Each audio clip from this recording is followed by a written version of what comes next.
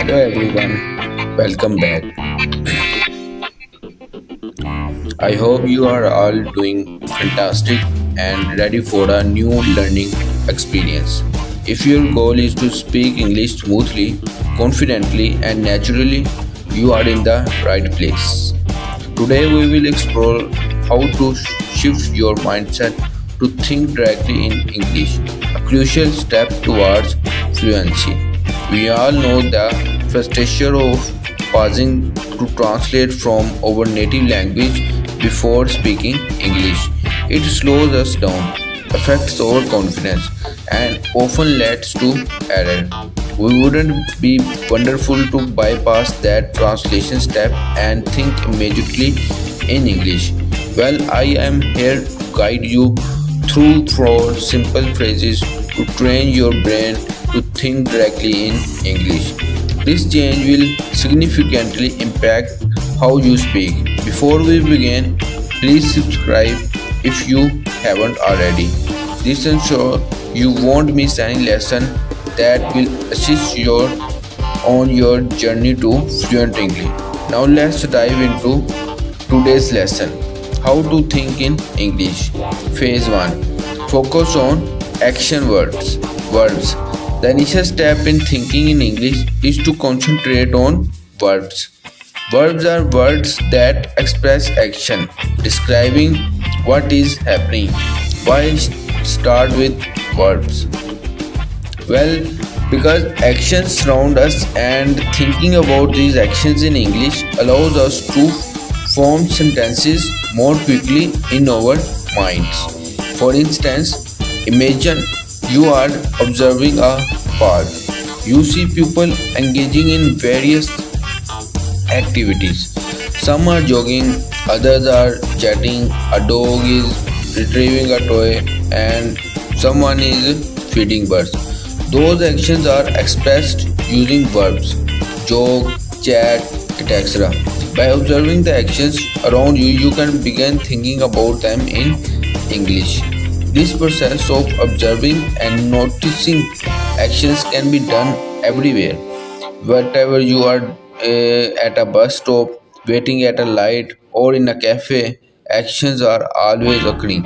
For example, on a busy street, you might notice people walking briskly, someone riding a bike, or mentally note these actions in English walk through. Even at home, where there might be less activity, you can practice by imagining scenarios or using practices. Look at a photo of a family gathering. What actions do you see? Perhaps they are eating, playing, or relaxing.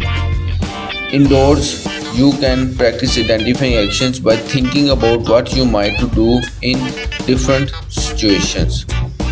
Imagine you are in the kitchen, you might be cooking, cleaning, or washing dishes. Key practice tip number 1. Dedicate 5 to 10 minutes daily to practice thinking in verbs. Choose a different setting each day and focus on the actions happening around you.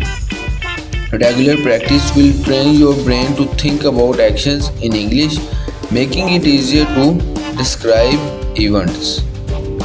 Phase 2. Name objects like nouns.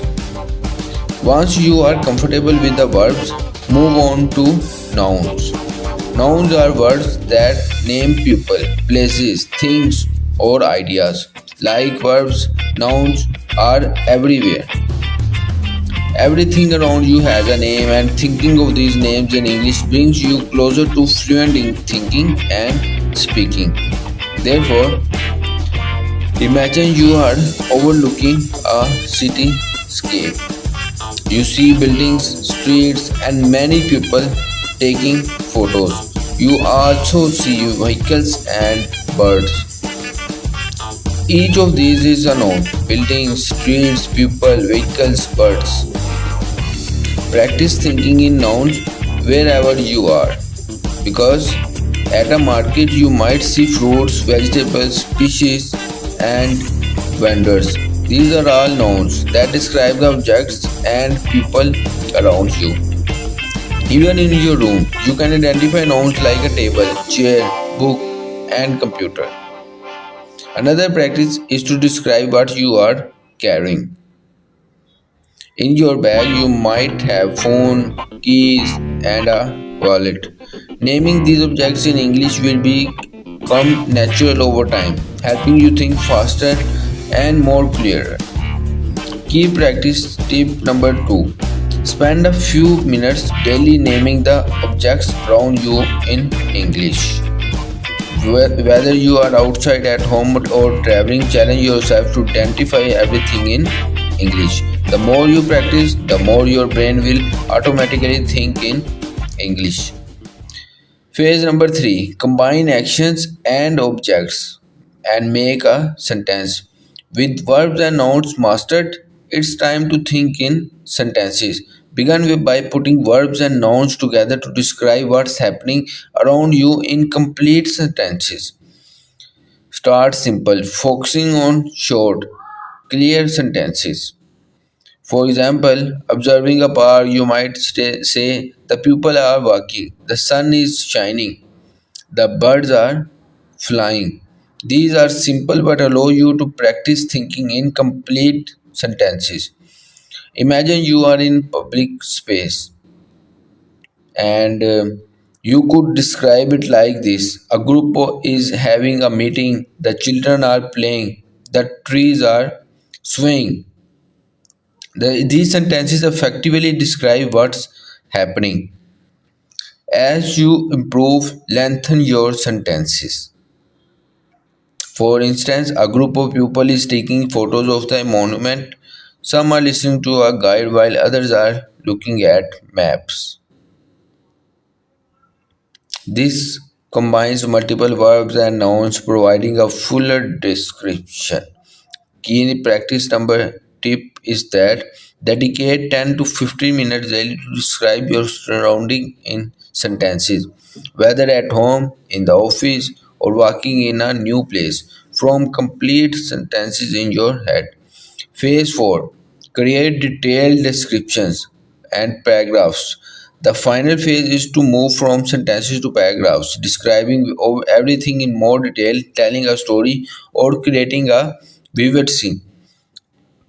Imagine you are visiting a historical site. Here's how you might describe it. I am standing here and the view is amazing. The buildings are stretched out and the streets wind through the city. People are taking photos and walking around. I hear different languages and there is a cool breeze.